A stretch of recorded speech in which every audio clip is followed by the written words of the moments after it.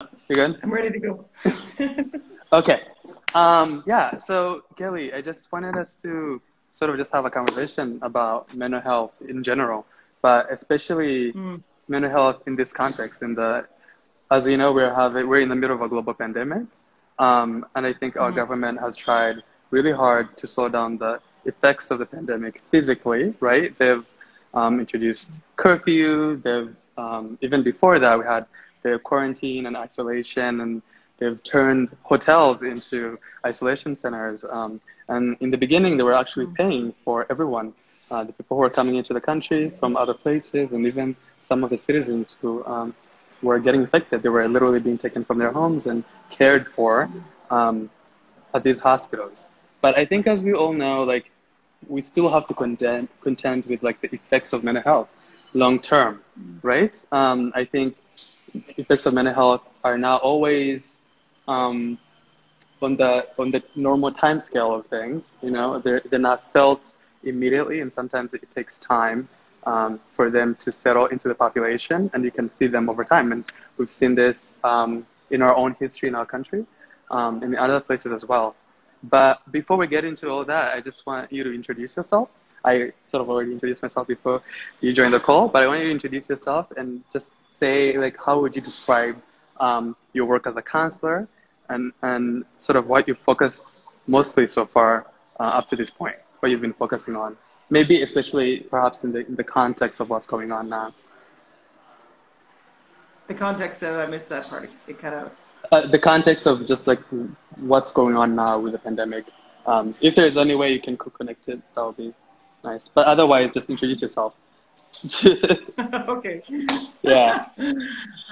So I'm Kelly Johnson Gahaya. I'm the managing director, founder and managing director of Lighthouse Counseling and Training Center in Kigali. I'm a certified professional counselor and I'm a registered clinical counselor. I've been a therapist for 18, 19 years, something like this. I've been living in Rwanda for almost 10 years. I consider myself to be a little bit Rwandan myself. My husband's Rwandese, my daughter's Rwandese. So, yeah, and that's a bit of an introduction of myself. You said, what about my counseling journey? Is that what you wanted to know? Yes, yes, yes. Tell us about that. Yeah.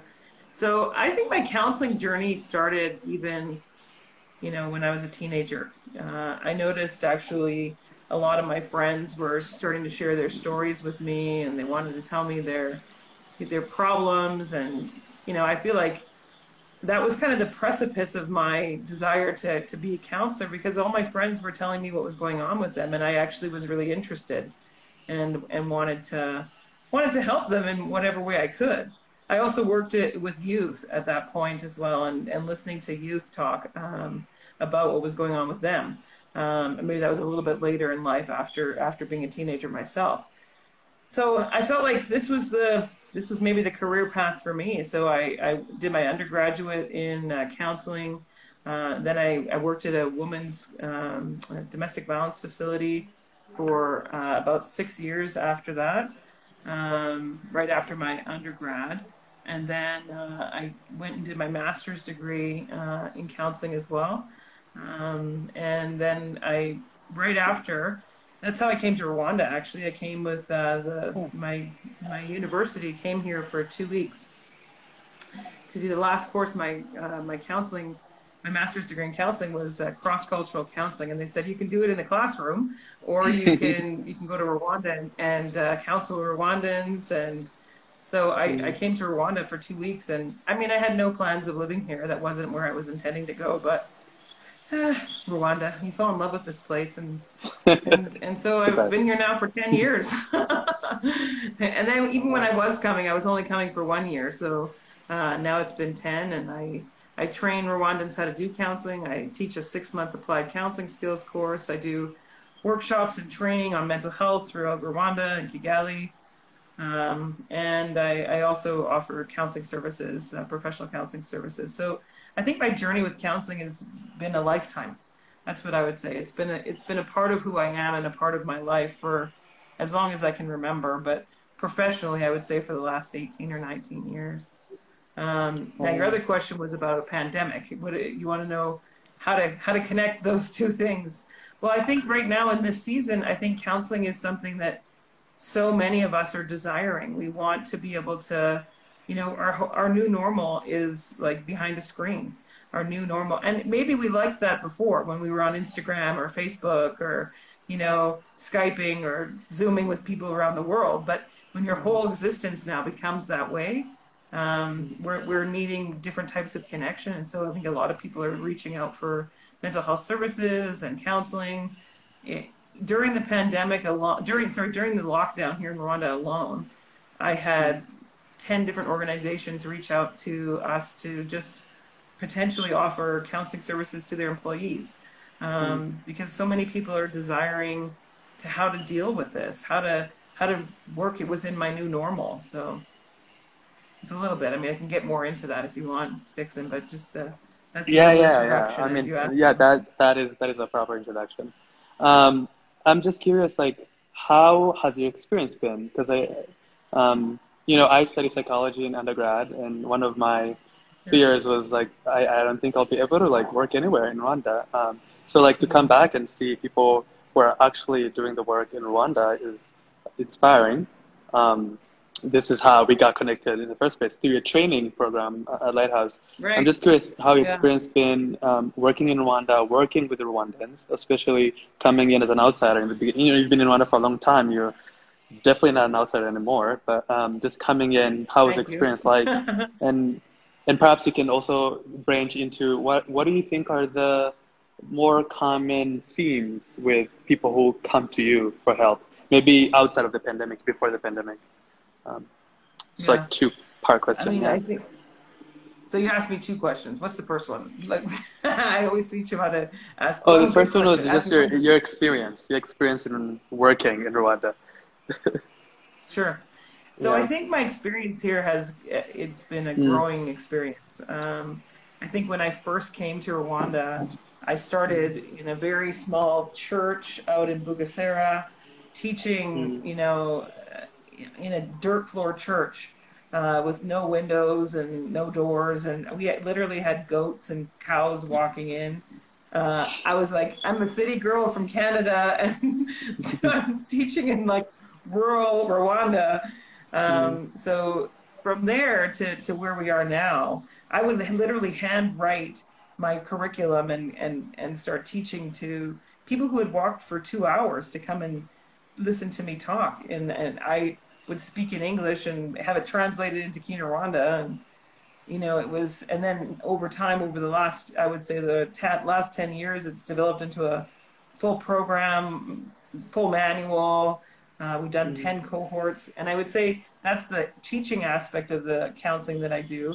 Because I think that counseling isn't just the clinical work that I'm doing face-to-face with clients.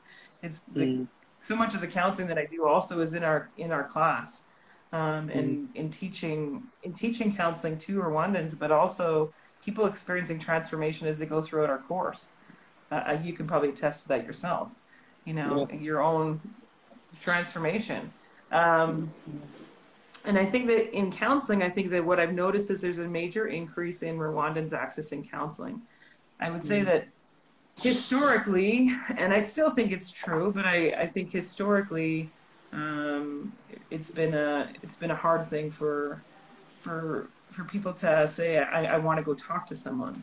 Even the word, like, what, ubujanama, right? It's like, it's an advice giver. And I'm not that. We do more Isana Mutima. We talk about that, right? Like, it's the restoring of hearts and the restoring of lives. And, but what I see is that there's been an increase in Rwandans wanting to access counseling. And there's been an incredible increase, I would say, over the last couple of years in people talking about mental health in Rwanda. Talking, like, having even like this dialogue that we're having right now, this interview that you and I are doing is like, this is a major change. It's a major shift that people want to know. There's been a development in even programs here in Rwanda. Universities are starting to offer counseling programs. The other thing I would say is that people have started coming to deal with like regular issues. I think that a lot of times people think only people that go to counseling are are people who have been traumatized or genocide survivors. But this is not the case. Many people are coming Oh. to counseling for marriage issues, for mental health, like depression, anxiety, for self-concept issues, just to talk about the struggles at work. I mean, it's normal, everyday issues that people all around the world are dealing with. And that's what Rwandans are actually now coming and dealing with in counseling. And they're trusting the process. But I think that there has been a historic issue around people believing that their stories would be kept confidential. I think that there's been a lack of trust around confidentiality, and so that's been a hindrance for many. But I think that I've seen a huge growth in that, and definitely, I definitely we see expats at Lighthouse as well. But I think that it's an equal balance between Rwandans and people from outside of Rwanda that are accessing service. Yeah, Um, I definitely one of the things even I like this is a misconception I also had before maybe before 4 years ago. I always assumed to go to therapy I need to be on the verge of breaking. Um, or Umusazi, perhaps. what was that? Umusazi, perhaps. Perhaps. Perhaps. Yeah, I always thought like that's what needs to happen for me to actually get help. But yeah, do you really think the shift is happening and people are actually I really coming do. to you about anything? It's not, they don't have, nothing so monumental has to happen for them to actually um, go seek therapy. I think, Yeah, for myself personally, I think that everybody should go mm, to counseling. same. Like that's just my personal belief system. And maybe that's because I Yeah. am a therapist. I don't know. But Maybe you're I biased. think Yeah. that maybe I'm biased, but what I mean by that is that I think that all of us at some point in time have Mm, an imbalance in the way we're dealing with life. mm, Something might come up and it might cause us to not feel the way we usually feel. We might feel a little bit out of sorts. We might feel low. We might feel like we're not interested in the things we used to be interested in. I think mm, that happens to every person. Like mm, I just taught on, mental health in a pandemic. I just did a teaching of that for a large group of people last week. And one of the things we just talked about is what is mental health? Like mental health is everybody's thing. Mental health is it's not mental illness. And I think we get these two yeah, things mixed up. And so mental health means absolutely. good mental health is like I can function in the things I usually do. I have courage. I mean, WHO says it's like your state of well-being and it helps you cope with life and your life stressors. That's what mental health does. Helps you work Mm, productively, mm, and good mental health is even like it helps you think and feel and act and involve yourself in making good choices and relationship choices and those type of things. But sometimes that gets out of mm, balance, and we all experience that at some point in time. And so I think it's normal. I think that there's a normalcy, and I think that that's the thing I'm seeing that's different in Rwanda now, is that more people are noticing that there's a normalcy around changes in the way I feel or think, and maybe I need to go talk to somebody. yeah, I think in the North American culture, I mean, I grew up where everybody went to, so many people go to therapy. You did your schooling in the U.S. too, right? I mean, it's much more common yeah, than it is here, and I think that what I'm seeing is that more people are saying like, maybe I have a little bit of it. I'm a bit tipped out of the proper or not the proper, but the my healthy version of my mental health is a bit out of balance, and so now I need to go talk yeah. to someone.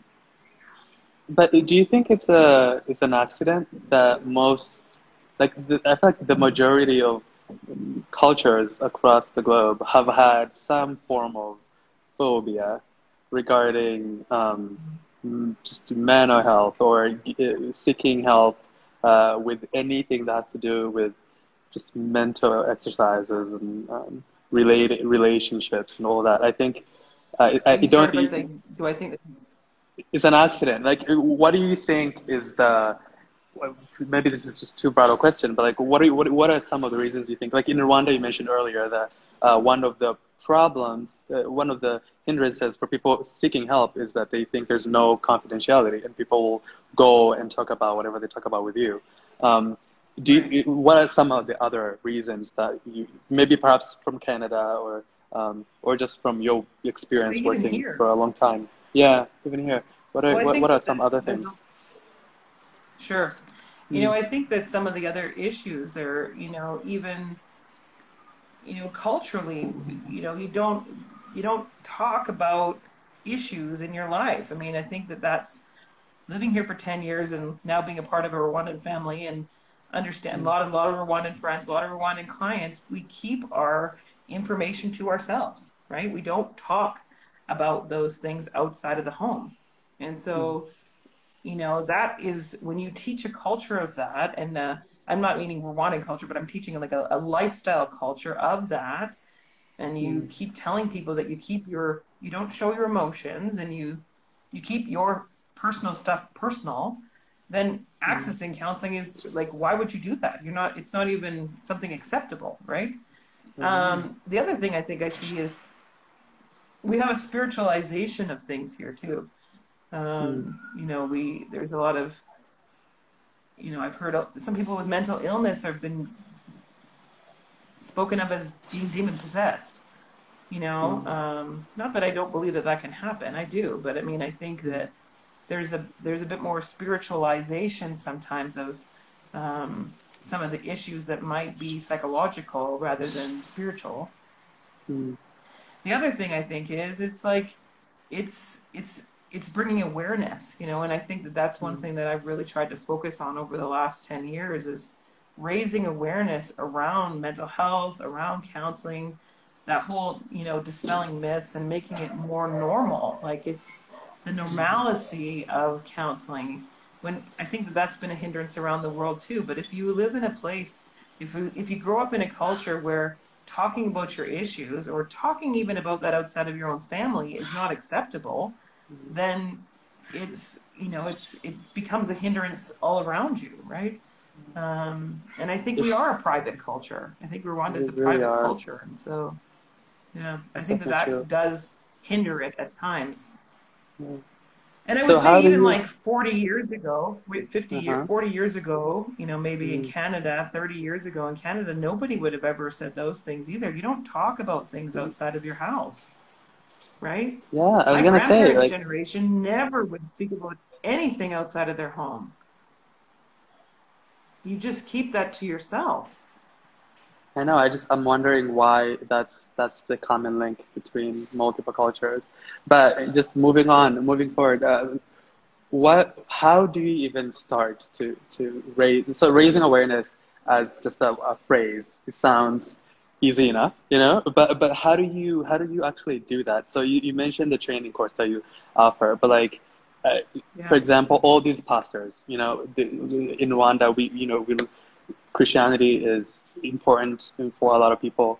And you mentioned earlier that a lot of people think that people are mentally ill, are possessed, or some sort of demon thing is happening. So how do you even help the people like the pastors who are spreading some of these misconceptions? Right. And clearly they mean well. They're trying to help people. So how do you help people? How do you help people, specifically the people who mean well, but maybe they're spiritualizing too much? How do you broach that topic without sounding like a heretic or something? How do you do it? Mm-mm. One of the things that I have couple of answers to that. The first one I would say is Mm, I heard a doctor speak once, and mm, he was a psychiatrist, and he said, you know, I deem as everything as psychological unless it doesn't work with medication. So, mm. and then if it doesn't work with medication, I start praying it out. And I think, there's something of, why don't we go the medical route first if that's not the Mhm, case? If I have something wrong with my arm, if I cut mm, my arm open, I'm not just going mm, to pray over it. I'm going to go to the doctor.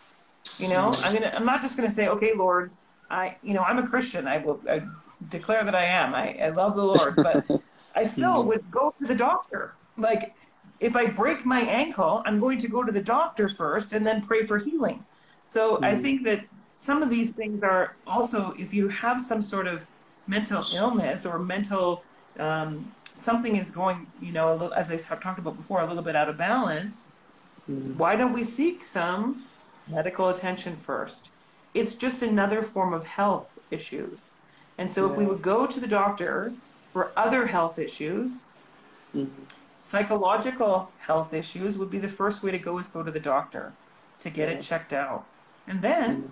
if it isn't treatable with medication or counseling, perhaps it Mm. is something that's more spiritual. Yeah. I think these two things don't have to be so segregated from each other. You can go to Mm. the doctor and pray. You know, Mm. you can go to Yeah. counseling and pray. They don't More have to help. be so separated. Yeah. What? More help. More good things. Instead of just relying Yes. on And one I thing, you also can think, have multiple. Mm. absolutely, let's be Mm. holistic. Yeah, You know, exactly. let's be Mm. holistic in the way we handle things. The other Yeah. thing is, I think that the one really great thing about Rwanda is that we are very much a word of mouth culture.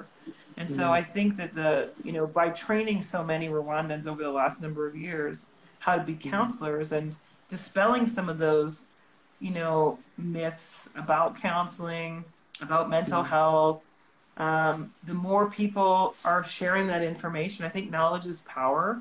I think that when we have knowledge and when we have awareness, we have a responsibility to start sharing that with other people. And so I think education is the way of doing that. If we continually educate, if we do more talks like this, if I teach other places, if we start having groups of people talking about mental health and making it more of a normal life thing, then we're Mm. going to be starting to change some of those myths that are out there and maybe some of the belief systems around people even accessing counseling. Sadly, I went to a talk once where I heard a pastor saying that there isn't anything like mental illness. It doesn't exist.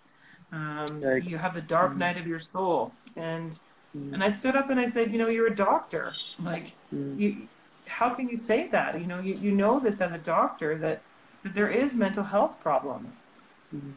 But he said, as he's a doctor and a pastor, and he said no, he didn't believe it. So unfortunately, I think that's some of the things that we were up against too. So Yeah. And so we have a lot of people, like you said earlier, are in their homes. There's a lot of Zoom. There's a lot of isolation happening. They're completely cut off to some degree from the world, and the only information they're getting a lot of the time is very negative. And I think a lot of these people are, a lot of, for example, Rwandan people, Rwandan diaspora students who are stuck in the dorms, by themselves without family. Um, and then we have a lot of people here who are not allowed to come out. And as you said, Rwandans are very communal people. We love socializing, we love being with each other. And all that now all of a sudden is cut off. So I think a lot of things are coming up for a lot of people. yeah. How do you see self-care or dealing with things that perhaps you don't want to deal with? How do you broach that kind of opening? Um, Well, I think that self care in this time is actually needs to be more increased than it has been in the past. So mm, if you're someone who didn't do a lot of self care, you're going to have to start. But I think that if you're someone that does do self care, it needs to be increased. mm, And what that looks like often, the biggest combaters for depression and anxiety and stress are sleep, diet, and exercise. mhm, And I think that one of the things that we can do to really help ourselves is first of all eat well, not be sitting around eating bags of chips and donuts and all those things, which, oh when we're no. locked in the house, maybe that's what we want to do. People's increased Yeah. alcohol use, Hmm. I know, those things, they happen, right? I mean, people were Yeah. talking about how much their alcohol consumption has gone up so much Mm, by living in the house. yeah. And so, increasing negative ways of dealing with things is not helpful. Hmm. One of the things that Rwanda was really telling people to do, the government was saying, Mm, do your exercise in your home. Uh, mm, Exercise is such a good way of dealing with stress. mm, Me and my husband were doing a regular exercise routine the whole time during lockdown. And I can tell you, I felt the best I felt in a very long time. Now I've gone back to the way I was before. And I said, I wish we were back in lockdown because I was actually doing more exercise and feeling better. Um, So I'm kind of putting myself in a bit of a lockdown so I can get back to that. But, mm, physical exercise, even just walking around your house. And if you live in a small house, do some mm, sit-ups or do some push-ups or, there's a variety of ways that you can start to manage your own mental health by just doing exercise. Drinking mm, water, oddly mm, enough, very, mm. very helpful, which a lot of us don't do very well. Yeah, Consumption of definitely. water is these are Mm, tech, deep breathing. Laying on your mm, bed and doing some deep breathing are great ways of managing this. And mm, stay connected. Like, I think that it's harder to stay connected when we can't see each other physically as much, but mm, still see each other, electronically. We live in a world where, and I'm imagining that most people that are listening to us right now are in the youth category. That's yeah. your whole realm. That's the way you love to chat anyways. So keep that up. I think that that's Mm, important. And mm, don't hide. Don't hide. I think that that's another piece. Don't hide if you're feeling down. Don't hide if you're feeling low in spirits. If you're tired, we're going to be more tired by being in the house a lot. mm, It's funny, we feel like we're not doing as much as we did before and we're more tired. It's because we're mm, looking at a screen all the time. It's a different way of being. It's not, so we need to get up from where we are. We need to go out. We need to be outside. If you live, in a place where you can access the outdoors, which all of us can, go mm, outside. That mm, also helps. So I think, but also it's being connected and don't hide. That's the big one that stands out to me. Share if you're feeling not if you're feeling out of balance. and Does that so answer your you, question? yeah, it does perfectly. You touched on like escapism culture, and I think that's definitely something our generation is very good at. I think we definitely like to Yep. hide as much as we can. People share a lot, but a lot of the times they share almost nothing. It's pretty empty. Sharing is encouraged, on Instagram and Twitter and all that. You can say a lot, but say very contentless things. And also, even like you said earlier, like when you're at home, you end up. A lot of people have been ending up drinking a lot. So that has been, Mm-hmm. I think that has been the coping mechanism for a lot of Rwandans. Just even growing up, like a lot of people, not generalizing to all of people, but like a lot of people my age were drinking in high school, excessive amounts. Mm-hmm. And that culture just continued. And I have a feeling some of that culture we copied from our parents. You know, a lot of our parents perhaps, learned that as a coping mechanism as well. So essentially, you have the young generation learning from their parents who had those coping mechanisms, and now they're doing it more because of the lockdown. And we also have a problem, we don't like to share, we don't like to be public about our emotions. So that's like an added level of complexity. Um, Mm-hmm. how do we, that's a lot, but like, how do we, what's your advice for people who are going through these things, who are stuck at home, they're definitely not eating well because maybe a lot of them are in their dorm rooms and they're eating Cheetos and hot pockets every day. Um, Mandazi, chapati. yeah, or and they're not exercising and they're a little bit locked out, and a lot of stuff is coming up for them, and they don't want to Right. share because they don't know how. So they're missing a lot of these tools that perhaps you've had for a long time, and some other people. What are your take on that? Oh no. Are you still there? Yeah, Hold I think I on. lost you for a second, but you're back. I gotta get my cable. Just a second. Hold that question. You're gonna go for a tour around my house again. See my dogs. I have Mm, two big dogs and three puppies right now. And my um, daughter. You can hear her. and I Sorry, perhaps everybody. I just have to get my Perhaps while you're cable. getting your charger, anybody who's with us right now, feel free to start asking questions. We're getting into the questions time. So if you have anything you would like to ask Kelly, this will be the time. Um, So I've got my yeah. cable. I'm gonna Okay. answer your question when I get back. Mm, Um, Yes, not a lot of people get to go for the house tour. Just a second. Let me just, one second.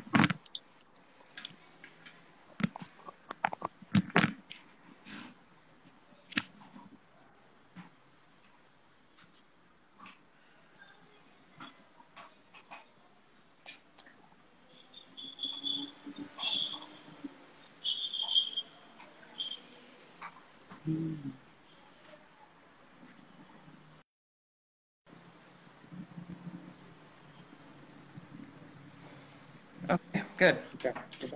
So back to your question. Yeah. How do you deal with it when you've kind of developed that as a lifestyle? Is basically what you're saying. Yeah. When it's a coping mechanism that you've picked up from when you're younger, and now it's sort of entrenched itself in your day to day. What are you? That's my husband writing that, by the way. Nice, yeah. Nice, funny guy. Mm-hmm. Anyways, so I think it's assessing yourself.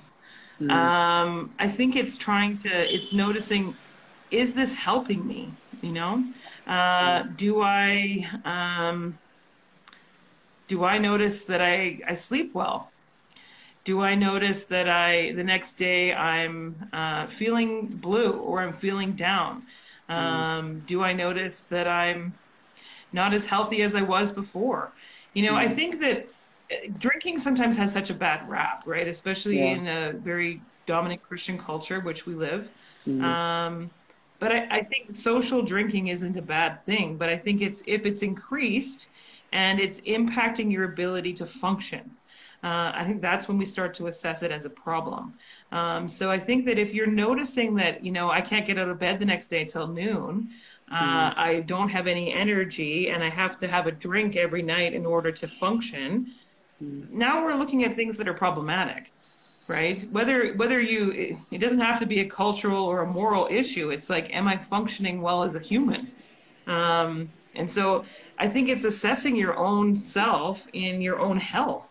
It doesn't even have to be whether it's acceptable or not. It's like, am I able to, I mean, I can say it for myself. There have been times where I've also indulged, and the next day I'm like, ooh, I don't feel quite as good as I should. I should be, able to get out of bed when I'm supposed to, but maybe I want to stay here for a few more hours. Well, now I'm not as functioning as I was before. Yeah. When it comes to sharing, I think that's one of the hard pieces as well, especially when you grow up in a culture that is like more private. Um, my encouragement, I think, would be that try. Find one person, find one person that you feel safe enough with that you might be able to say, let me try this. Let me see if I can share something and see how the other person responds. Assess the people in your life. Or any of them at a place where maybe they could hear a bit of a deeper part of your story. Vulnerability breeds vulnerability. So the more we're vulnerable in our life with people in our life, the more they're going to be vulnerable with us. And when when I share something about myself with you, Dixon, and it's met with, a good response, like empathy and, oh gosh, sorry that you're struggling with that. Wow, now I'm going to want to do that again. So it's also us being available for other people. I think that's the other piece, is that when someone shares something with us, are we the trustworthy person? Are we someone that allows somebody to be real and honest with us? Do we ask the real questions, or are we just asking, amakuru? If we just answer Nimeza all the time, like, how many times do we ask, how are you? Umezute, like we're constantly asking different ways of the same question, but do we really want to know the answer? When you ask the question, how are you, to your friends, do you want to know? And therefore, also, are you able to step out and say, who is someone in my life that I could share with? Who is someone in my life that could be trustworthy enough for me to be real with? Because we need to get out of the hiding. We need to get out of the hiding. We need to find at least one other person who we can start to share something of our lives with. So that's what I would say. And you touched on vulnerability. Like, we got a question from one of the viewers who's asking, what are some of the tools to actually become more vulnerable? Because a lot of people they have a lot of trouble being vulnerable with others. There's a fear there. What are your tips or tool that you can share about that? My tips on vulnerability. On vulnerability. You know, I first of all, I would say that this used to be an issue for myself. I was always there for other people. As a counselor, that's part of the job, right? I mean, like, you're constantly listening to everybody else's problems, but it's like, who really knows me? Who really do I share my stuff with? And so it's an issue that I used to struggle with myself. And a counselor at one point in time in my life encouraged me and said, look at the people in your life. You know, first of all, who is worthy of your story? And that's a quote from Brene Brown. Brene Brown says that not everybody's worthy of your story. So who is worthy of my story? It doesn't mean you have to be vulnerable with everybody. You know, there are the people that are our close friends, there are the people that are our extended friends, and there are people that are acquaintances. And sometimes we have to do a bit of an assessment on ourselves and the people in our lives. Who is worthy of my story? And maybe they don't get to hear the whole story, but who's worthy of some part of my story? You know, who can I look at any of these people as somebody that I might be able to trust? Trust is something that you have to, it's a risk. And trust is built over time and consistency. So we also need to be trustworthy people. And I think that the vulnerability is also built when we're also trustworthy people for somebody else. I think that vulnerability is not just built by us sharing. It's also by us being a person that holds other people's stories. And so are you someone like that? Are you holding other people's stories? Are you someone that someone else can come and talk to? Maybe if someone's talking to you, they might be someone that you can also share with, because they're obviously wanting to be heard and listened to. Yeah. And I wonder if there's also like a fear of rejection or a fear of like being found out or some of these things that maybe limit people from actually sharing more about themselves. But you know, I think fear is a major hindrance for any of us sharing. You know, what's going to happen if I do say something? Maybe it's not your first, deepest, darkest secret. You know, when we teach counseling, right, in our counseling class, the first thing I say to my students when they're trying to learn how to do counseling is, could you share something about your day? Or could you share some small problem that you're struggling with your counselor and see how they respond? You know, you don't start with the darkest secret of your life. I mean, that's opening up Pandora's box, as they say. You know, start with something small and see how the other person handles it. Yeah, it's like putting your putting your toe in like hot water. Dip your toe in the water. Yeah, I could remember that metaphor. Yeah. And we had another question, like how does one stay positive in a very negative environment? So perhaps you can also touch on what's happening now with the pandemic. There's a lot of like fear, you know, security issues. People are afraid for their job. They're afraid for their health and financial stability, and also just in general, like how does one actually stay positive when you're surrounded by negative people or and just in the wrong environment for you? You know, one of the things I've been saying a lot is I think that because we're on social media all the time, we're being barraged with negativity. You know, you turn on the news, it's not just COVID, it's now, you know, all of the racism and the xenophobia and all of these things that are going on. Like it's all over the place, right? And so if we turn on the TV, or if we turn on if you go on, you know, social media and you're constantly being barraged with negativity, it's going to impact your ability to be positive.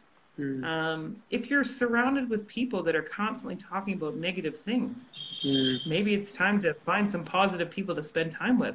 And I don't mean that in a facetious way. I'm being serious. Like, positivity also breeds positivity, you know, like if you're constantly having conversations about, you know, fear related topics or racism or, you know, anything that, you know, these major hot topics that are going on in social media and in the world today, you're going to constantly be, you know, you're surrounding yourself with negative things. And so how can you be the source of positive change in your life and in other people's lives? I think that it's also being someone who talks about different things. Maybe it's going on social, you know, maybe it's going on and just watching some funny videos sometimes. I do that. I honestly do. We'll go on YouTube and just watch some silly, stupid things because it kind of lifts your mood, you know? Oddly enough, I love something called Family Feud. It makes me laugh so hard. I love watching it. I turn it on in the evening, you know, and it decompresses me. So surround yourself with some positive things, some things that make you laugh, and some positive people. And turn off the social media when it's constantly just negative in your face all the time. I can't take it. I honestly can't. I only look at it every once in a while because it's too much. And there has to be a way to consume the news without losing your sanity or without turning into it. Because I think a lot of the people my age, at least, or perhaps younger, we've become a bit cynical, I think, of the world. We think, you know, the world, all systems need to burn and we need to start from scratch. You know, that's sort of the attitude. Yeah, there has to be a way to stay balanced and to understand that there are problems in the world, and it's up to us to try to fix them, but also remain positive that the future, you know, things can get better. Things can always progress, and things can always get better. I also have another question from Well, the I audience. think, can Oh, I say one sorry. more thing to that? Yeah, I yeah. would add one more thing to that. Become an advocate. You know, advocate for the things that are negative in this world. Be an you know, be a change maker. Don't just sit around and absorb all the negativity. Like, be a change maker. Do something positive for all these things that are going on around us. Be an activist. Whether that means just in your small group of people or, you know, on a larger scale. I think being change makers is really what's going to happen that's going to start changing things around us. Another question was, so there are a lot of people.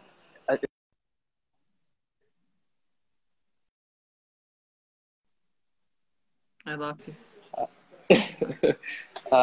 Yeah, I was gonna say there's a lot of people in Rwanda who perhaps are struggling with a lot of things, but they don't know that they are.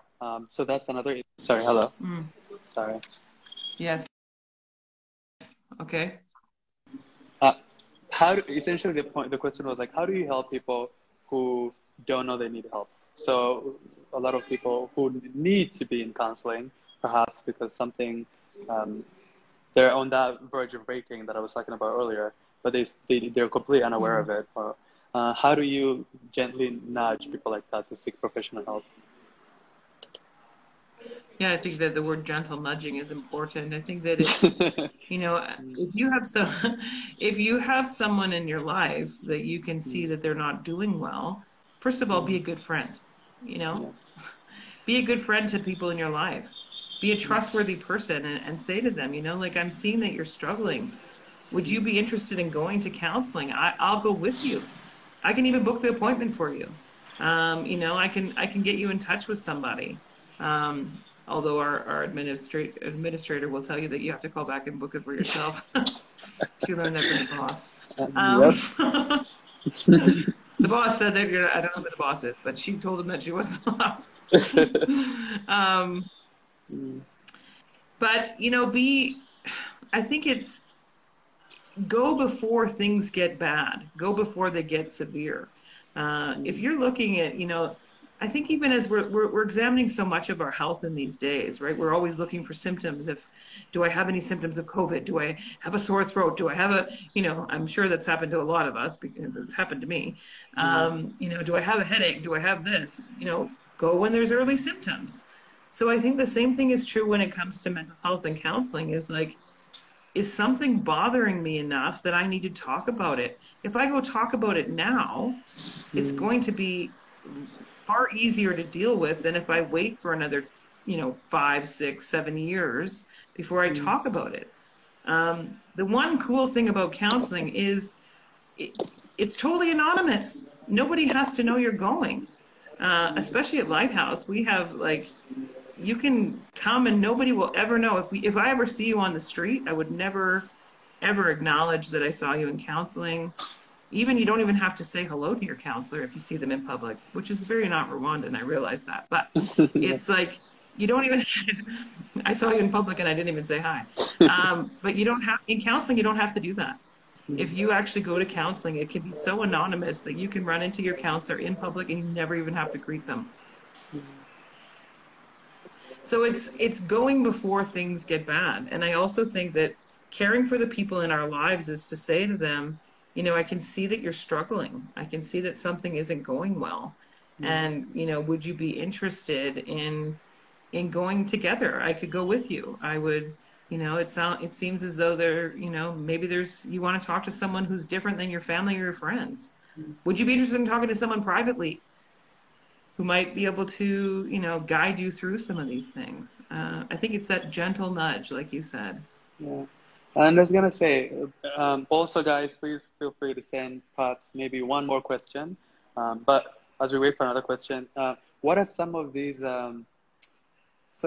these alarms that need to go off in your head to realize, oh, perhaps I need to talk about this? Because I think there's definitely an instinct for a lot of Rwandans to just, maybe not Rwanda, even more than a lot of people, there's an instinct to just bury the feeling, or maybe wait it out and see how it goes, or pretend that everything is fine, or escape, watch TV, drink some drinks, talk to people, be distracted. So what needs to happen? How do people know that this is something that maybe is not just going to go away? Do you have any thoughts about symptoms, that? Yeah, I think that's important to be this whole thing I keep talking about self-awareness. Am I noticing, am I drinking more? Okay. If I really assess myself, how many drinks am I actually drinking in a week? How many drinks am I drinking a night? Look around your house, look for the empty bottles. If you can't think about it, where are the empty bottles? Are you throwing them down the long drop? Are you trying to hide?